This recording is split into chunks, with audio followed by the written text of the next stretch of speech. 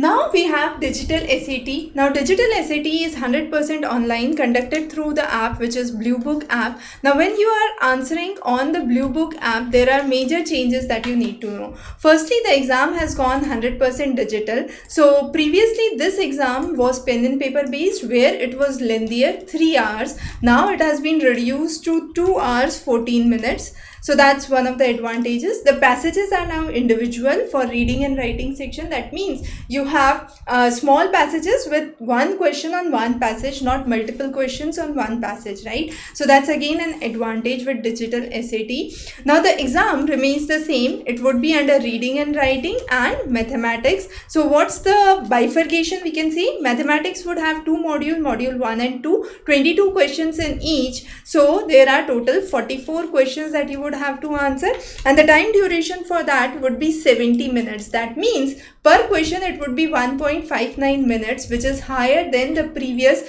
pen and paper base. So you have a definite advantage there.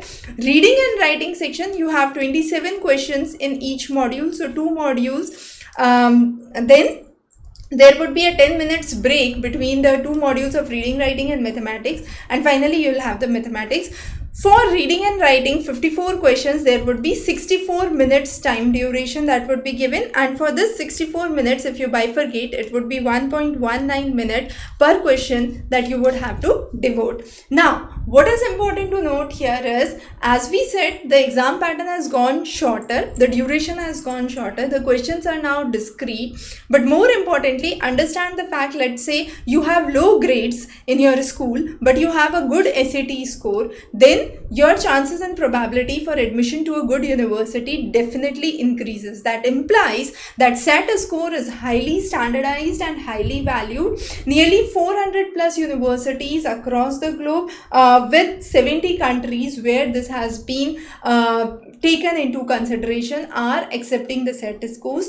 SAT scores are also accepted in many universities in India. For example, OP Jindal, Ashoka University, SRM University, Flame University, Ahmedabad University are some of those to cite. And even if you are an applicant from India applying into a university in India and have got a score of 1300 and plus, then you have a 100% tuition waiver for few of the universities if your socio-economic income is less than 8 lakhs per annum, and these universities include Ashoka University, OP Jindal University, among some of those, Kriya University and Flame University.